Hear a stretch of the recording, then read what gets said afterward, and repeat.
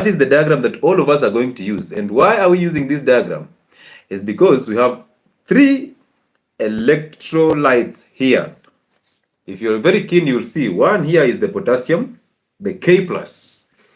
Down here we have the chloride, the Cl minus.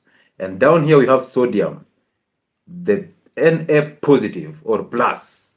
Those are the 3 electrons that are used or that are actually used to deduce the medication for epilepsy and all that. Why? You will understand them. For now, simply understand that that one is a nerve cell. Okay, that's a neuron. So this is a nerve cell. It has a head here. We have the nucleus here, and then this is the inside the nerve, and this one is outside the nerve. On the nerve ending here, on the wall or the lining of the nerve, we have something that is called the myelin sheath. Myelin sheath is what I tell you that nerve cells are covered with an insulator. So all nerves are covered, not all nerves, but most nerves are covered with an insulator. And those nerves that are covered with an insulator, the reason why they're covered with that insulator is because they want faster transmission. Because remember, nerve cells are like electric wires. They transmit electricity, in quotes. So those nerve cells are covered by an insulator. And that insulator actually helps in the faster transmission of neurons and nerve impulses, okay? So understand this. That myelin sheath, that insulator, is cholesterol. One of the reasons why we cannot live without cholesterol is because nerve cells really require cholesterol for them to function adequately. Okay? Again, another reason why you cannot live without salt, which is sodium and chloride, is because also nerve impulses are actually easily transmitted when you have sodium and you have chloride. Now you will understand that sodium and chloride are 2 different ones when it comes to nervous transmission. One is an excitatory, the other one is an inhibitory. I'm saying this because I want you to start by understanding that when you're talking about epilepsy or seizures, understand that there is an excitation in the CNS, in the central nervous system. So there's an excitation. You feel excited and you're super excited to an extent that you convulse. So that excitement is what drugs target to actually suppress the overreacting brain and CNS. Once you've gotten that, that is the concept, that is the backbone, that is the skeleton. It's now asked to put on some flesh here and there.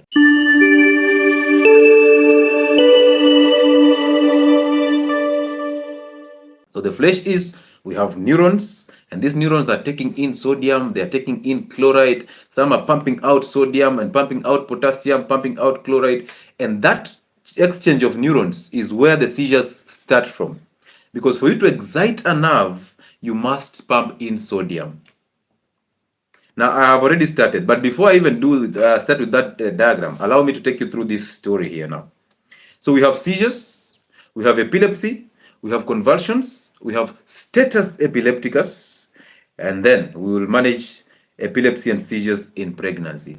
Write that down and now start questioning me as we go ahead one by one. So listen to this definition of epilepsy. Okay, but this is like a summary of it all. Epilepsy is chronic recurrent neurological disorders.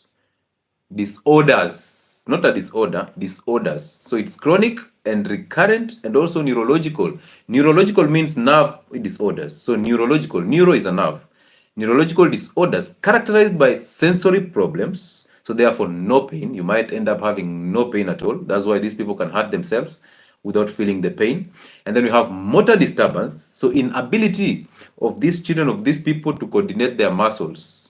And that's why they are warned against driving when you have these seizures or when you're on drugs for seizures. And then we have loss of consciousness. Now you see loss of consciousness comes in as the last one. Okay, that's where you lose consciousness. And whenever somebody mentions convulsions or epilepsy, most of us are quick to run thinking that epilepsy will happen after somebody has fallen down. So all convulsions or all seizures have to end in convulsions. That's not true. Remember, seizures are what are happening in the central nervous system. So a seizure is that excitation of those neurons. You can get that excitation and you'll not even fall. So not all seizures end up in convulsions. But prolonged seizures that are not controlled are the ones that will bring you the convulsions. Are you now clear? One, the seizure is actually initiated by neurons and excitation neurons in your head and your brain. And some of this excitation can happen basically on the whole part of the brain or at specific areas of the brain. So depending on where it happens we can classify those seizures into two broad classes. The first class is the grand mal. From the word grand mula, grand whatever, grand means big. So we have the grand mal and then smaller ones, the petit mal. So the petite, the small mal, the small seizures are the ones that target focal points, very specific places of the brain. And depending on the function of that place that these seizures are happening, you can get different outcomes. Okay, you can lose memory if it's targeting the frontal lobe. You can lose sensation. You can lose a sense of smell, depending on where it is actually targeting. But the grand mal targets literally the entire brain, and that's why you end up having the convulsions and all that. So those are the two classes of the seizures: the excitation, grand mal and petit mal. Once you've understood that, we can now continue.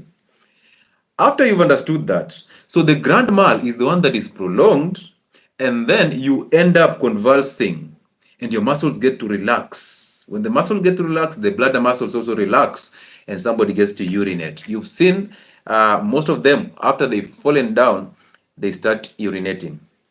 Okay, they just pass urine aimlessly and they have no control over it because the bladder muscles have relaxed and now you just pass, and the brain was so suppressed and you pass urine.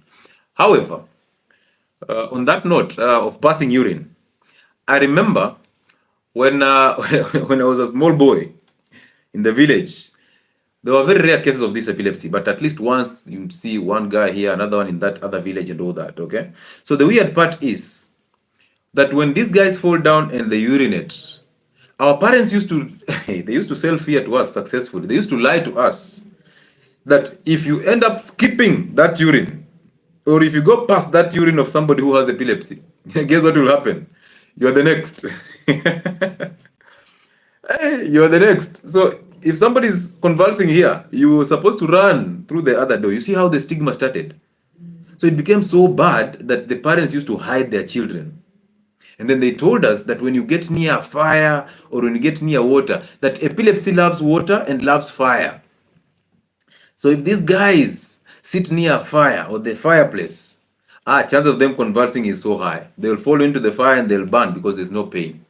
Or if they go for swimming or they're just near a river, boom, they will fall into the river and they will collapse and they will drown. And we used to believe these things and we were wondering why would God decide to make these guys this way? Why not us? Why are we a special generation? And imagine we would run away from somebody who is convulsing. But we would realize there are women who are very active in the villages. When somebody falls, they are busy with their cooking sticks, and some will carry some spoons and put into their mouths. You force a cooking stick into somebody who is convulsing's mouth so that they don't bite their tongue. Now, possibly they had an idea to protect the tongue, but you will realize these are involuntary movements, which basically means if you put that cooking stick in their mouths, you will actually hurt them even more. Okay? Because you'll hurt their jaws. It is involuntary. They are not under control. It's not that they want to bite that tongue. No. They're even struggling to evade that. So we used to do all these things, these crazy things. But I remember that in the journey of my sister, and I hope she can allow me to say this story, but I'll hold back a little bit until she decides to say it's time for us to share it. But this is the truth. That it started off as infantile seizures. So she would get sick, and anytime she got sick, we will be sure that this one is going to faint. So we would say, "Huyu anaenda." So we used to know that anytime she gets sick, there will be an episode of fainting. There will be an episode of producing that saliva, that foam in the mouth and all that. And it was very bad. And now, the more you want her to be well, the more she gets sick. So every time it was tension in that house. Now, when she faints or when she convulses, we run to the hospital. And before we run to the hospital, we will actually pour cold water on her. Hey, I know these things, you guys have seen them. That somebody convulses and the first thing you do is to pour water on them. Cold water, you pour cold water on them with the hope that, we can resuscitate their heart and they can now wake up. We can shock them and they can wake up. And these things are happening. And I believe even now they are still happening. You will kill those people. You will kill those people. So we used to take her to hospital and she's put on a drip, glucose plus some. I didn't know it was diazepam that time. And then she sleeps. And then when she wakes up, she's so confused. She doesn't know where she was. and she's asking questions from yesterday. Now you're like, okay, did you just switch off and now you're coming back? So it was so annoying, but what can you do? You don't know anything. And then there was this famous doctor of ours in our village. There was a guy who was very sharp. His name was Dr. Kubuta or something. I believe so. A very good family friend to my father those days, because they grew up together. So this guy was part of the team that was attending to State House in Nakuru. That's why I love Nakuru. So this guy had some ideas and all this, and he came in later on when she was about 8 or so, and then he put her on phenobarbital, that 30 milligrams every single day for 90 days straight. And at least in those 90 days, we never saw a seizure. So we were so excited. Possibly this is the cure. And then they dropped the drug. So she got better with those medications. So I am not here to dispute any medication for epilepsy. As long as you're there, you can use the medication. So this is the only one I'll not dispute the medication, because I know and I've walked the journey, okay? So now, after that, then she grew up, went into primary school, a good life, then high school, boom, they're back. And then she was put on carbamazepine, famously known as Tegretol, 200 milligrams. And then the problem is the weight that came with that. She put up so much weight. And I don't know if those drugs have a thing of adding appetite or something. I don't know. She put up so much weight. I was looking at her at 122 kgs. I was like, no way. No way. At least I was 102. 122, and she's younger than me, about 10 years younger than me. You can imagine that. So it was so annoying. But again, you're here, you don't know anything. You can't do anything. So that has been a story though. But I understand the stigma that comes with these things. So I want you to understand this very well. It might be difficult for you to get the concepts around epilepsy and the medication and the mode of actions, but it is very necessary for you to understand it, because you can actually help somebody else. You already seen, I've already told you that if they are convulsing, you should never pour cold water on them. Okay? And you should never put a cooking stick or a spoon or something into their mouth to prevent them from biting their tongues. Maybe you can do something like a cotton wool, but that will not prevent the teeth from biting the tongue. So it's very bad to stop them from doing that, because you will hurt them even more, okay? Good. So now, back to our diagram. So I want you to understand this. I hope we can go through it together. So this is inside the neuron. This is, let's say, a neuron that transmits impulses for you to get a reaction. Maybe you're touching a pan and you need to withdraw that hand from that pan instantly. So if you want to withdraw that hand from that pan so that you don't burn further, it means there must be nervous transmission from that hand to the brain and then back. We take the sensory transmission from the hand to the brain. Underline the word sensory, which means sensor. Sensor means you are sensing something, because sensory receptors are on the skin. So you sense the heat, the transmission is sent into the brain. Imagine that speed. Sent into the brain, and then you get back a feedback, and that feedback is telling your hand, please retract that hand from that pan so that you don't burn. Now imagine this. If you have problems with these nerves, if you don't have enough cholesterol that is supposed to insulate this, because I told you the insulator is cholesterol. So that insulator is the one that makes that nervous transmission to be quicker.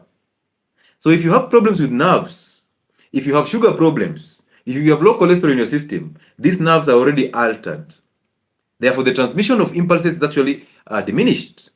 So as you put that hand in that pan, you can burn to death without feeling any pain, without feeling the need to retract it. You might feel the pain, but you're unable to retract it because the transmission of impulses from the hand to the brain and from the brain to the hand are actually messed up. Okay? So be very careful about this. When you talk about sugar, understand that you need to actually drop that sugar totally. So now, this inside the nerve.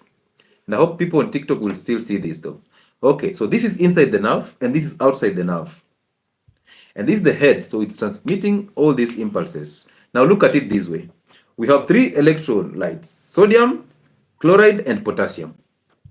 So when you're pumping sodium inside the neuron or the nerve cell, when all this sodium are going in, they are going to, because they are positively charged, they are going to make sure that inside the neuron is actually positively charged.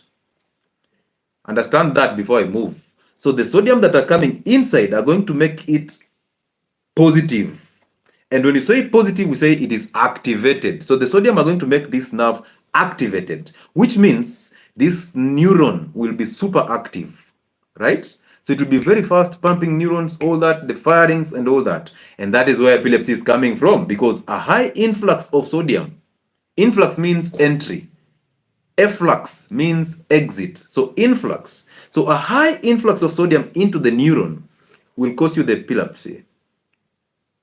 Once you've understood that, let's continue. So when you pump sodium in, we get into a state that we call depolarization. So this active state, the activation state, is what we call depolarization. This is going also to benefit the pharmacy students and the medical students. So pay attention. So when you have depolarization, that is an active state. Okay? Now, for us to suppress this, we need to make it inactive. So once we've pumped sodium in, and then we have that nervous transmission, and now we have said enough, the transmission is enough, we've achieved our activity. We want to bring this nerve back to relaxation mode. Through negative feedback, what happens is you will either pump out potassium, which will remove the positive from the inside, so the potassium goes out, or you will have to pump in chloride to neutralize the positive charge, because this is a negative. Chloride is a negative one. Now you see how salt plays a very important role in this?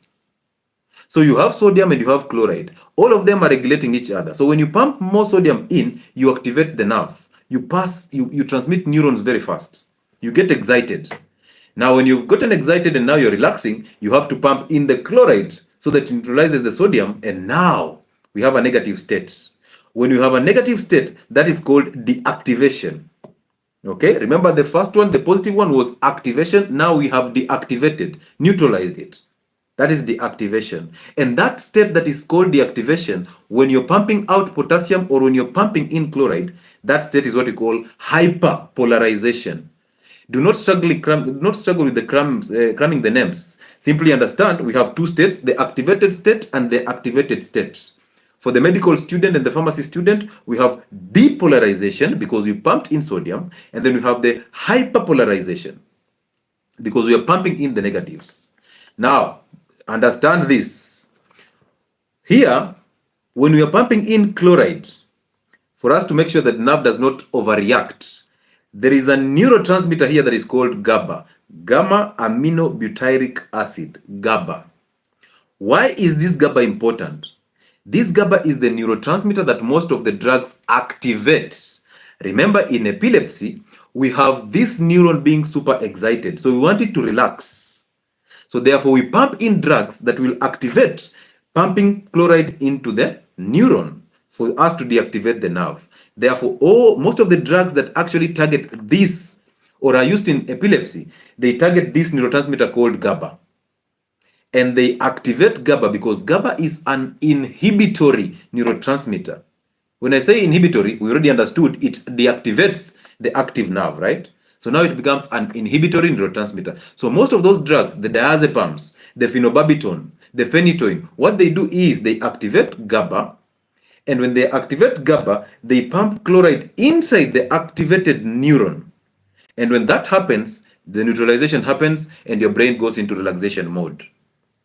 I have already talked to you about the mode of action of drugs for epilepsy.